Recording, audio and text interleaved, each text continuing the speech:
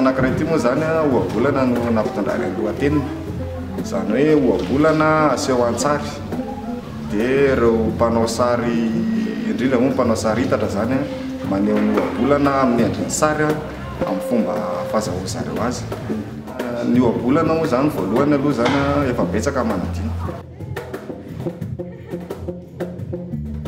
Amerenana le izay adino zay mihitsy zany hoe ohatra ny ahoana ny fomba fitaizana tamin'ny andro taloha izay naomby, dia tamin'ny alalan'ny reny nanaovana zareo azy, dia ny tanora ankehitriny zany efa tsy mahatadidy an'izay intsony.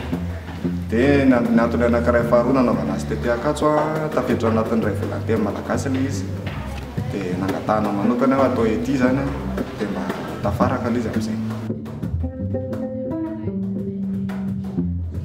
Sady ihany koa namoaka boky anankiray koa zay miaraka amin'ilay izy satria tsy hitahany daholo eny amin'ilay fampirantiana daholo ilay ohabolana vita an'ilay mpanao sary satria be dia be. Dia maro koa nangataka atao boky dia sady atao fahatsiarovana. Dia ity zany ilay boky zany zao.